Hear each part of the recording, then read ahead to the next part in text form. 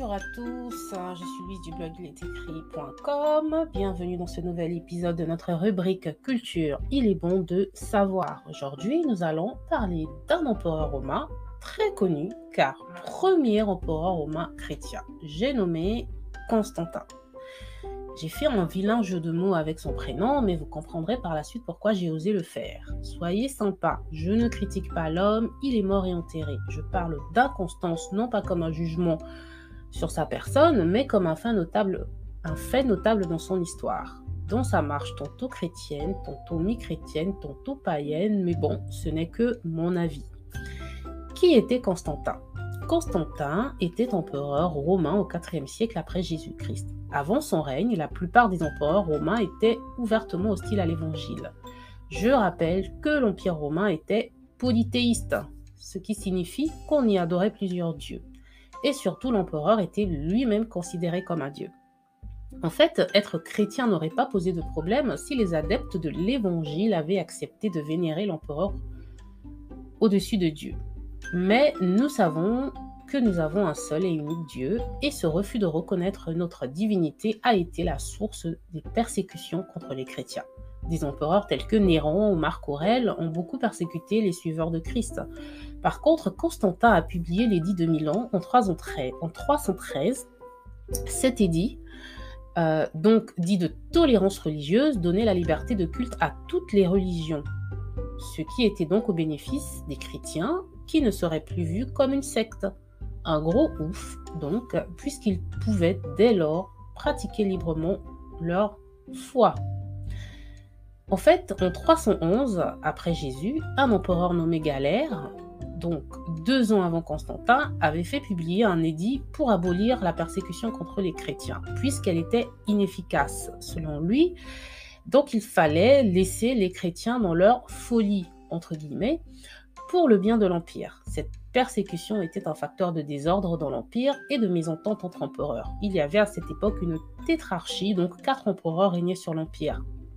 L'édit de Milan, une lettre signée en 313 entre Licinius et Constantin, va plus loin en appelant à la restitution immédiate des biens des chrétiens confisqués et en les autorisant à avoir des lieux de culte.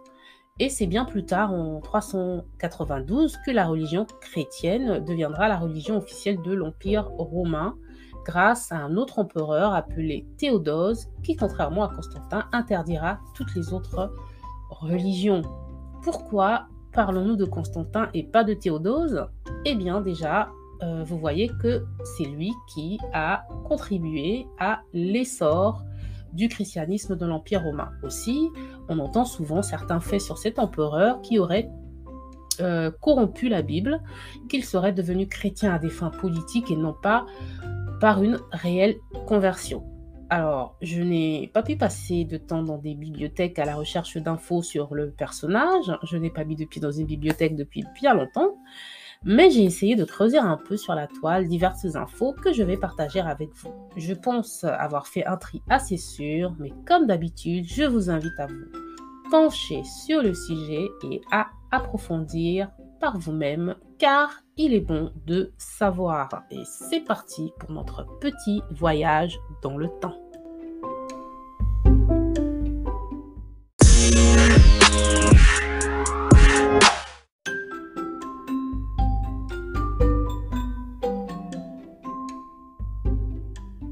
Donc, je suppose qu'après cette longue introduction, vous êtes un peu curieux et vous vous demandez, mais comment cet empereur s'est-il converti ?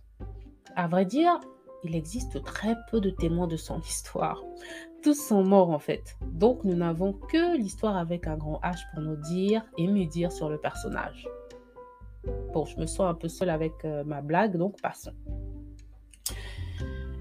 Redevenons sérieux. Alors, il y a beaucoup de données historiques que je vous invite à rechercher, notamment sur le contexte de sa conversion, sur le fait que l'Empire romain était sous une tétrarchie et sur les relations entre Constantin, Licinius et Maxence. Je ne vais pas pouvoir ici entrer dans ces détails.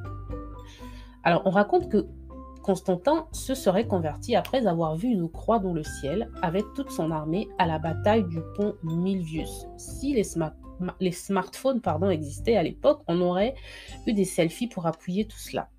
Nous avons quelques représentations de la scène que vous trouverez sur Internet. Ce n'est pas qu'une rumeur, puisque c'est un fait historique raconté par des historiens, et on apprend également cette histoire à l'école, en tout cas dans les écoles chrétiennes au Royaume-Uni, de sources sûres.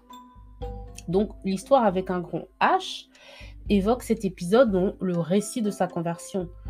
Il aurait reçu une vision ou un rêve dans lequel Christ lui demandait de combattre selon les normes chrétiennes. Ne me demandez pas quelles sont ces normes chrétiennes du combat militaire, je vous laisse le soin de rechercher.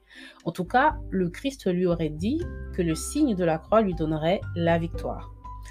On raconte aussi qu'il aurait fait un rêve dans lequel il a vu un symbole chrétien, les symboles grecs chi et rho, donc un X avec un P qui ressemble à un long P dessiné par le milieu. Je vous le mets en vidéo si vous me suivez sur YouTube. Et il demandera à son armée de créer un emblème à cette effigie. Donc le chrisme, c'est un symbole chrétien composé des lettres grecques chi et rho, qui sont les deux premières lettres du mot Christ. Donc lorsque Constantin a eu ses rêves et visions, il ne savait pas vraiment, paraît-il, de quel dieu il s'agissait, mais il avait été tellement touché qu'il aurait fait ses recherches et découvert qu'il s'agissait de Jésus. Il prendra plus tard pour ses plus proches conseillers des chrétiens et va se consacrer à Dieu. Petit détail, mais qui a son importance, sa mère était elle aussi chrétienne, donc il n'était pas totalement étranger au christianisme.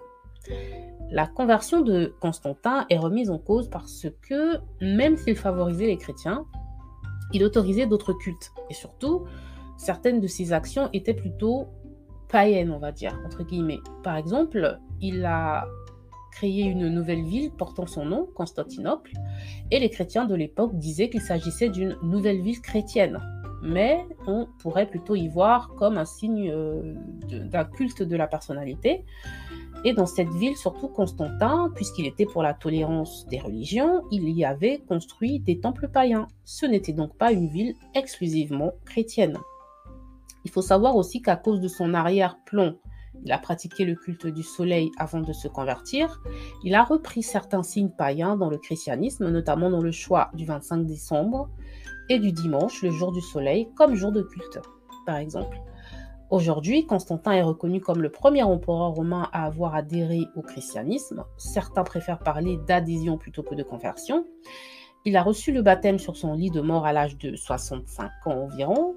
C'est un autre point qui vient aussi faire douter de sa réelle conversion, puisque les chrétiens n'attendaient pas la mort pour se faire baptiser. Mais le baptême tardif était courant dans l'Antiquité pour limiter au mieux le risque de retomber dans le péché après l'avoir reçu.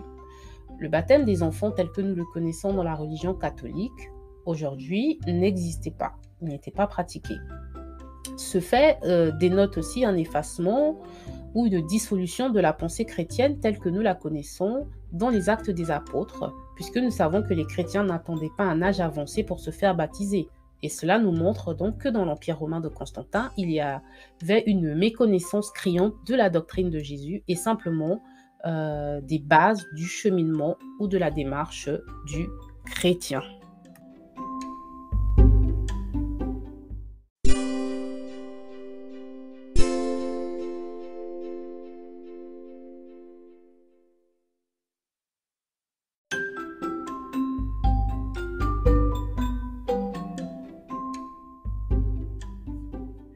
Alors, pour conclure notre petit épisode, qui est une sorte de mise en bouche, d'apéro, et donc j'espère que cela va vous donner envie d'aller faire plus de recherches sur Constantin. Donc, pour conclure, notre but n'était pas vraiment de savoir si Constantin était réellement converti ou pas, mais il est intéressant de s'intéresser à son histoire. Encore. Désolée, qui s'inscrit dans celle de l'Église avec un grand E. Chose intéressante à retenir de l'histoire de Constantin était qu'il mettait en avant l'unité des chrétiens. Et c'est pour cela qu'il s'ingérait dans les relations de l'Église, puisque peut-être qu'il visualisait déjà le christianisme comme la base ou le fondement de l'unité de son empire. L'empire n'était pas complètement chrétien à sa mort, mais il aura mis les bases qui ont fait que le christianisme deviendra plus tard la religion officielle. Même s'il est vrai qu'on a l'impression que l'héritage de cette histoire est plutôt catholique, elle a néanmoins impacté l'ensemble du monde chrétien. Aussi, il est toujours bon de savoir l'origine de notre présent. Il est bon de savoir, car comme nous dit la Bible, celui qui aime l'instruction aime la connaissance. Alors si vous avez appris quelque chose, c'est super. Sinon, eh bien, ce sera peut-être pour la prochaine fois dans un nouvel épisode d'Il est bon de savoir. Ciao!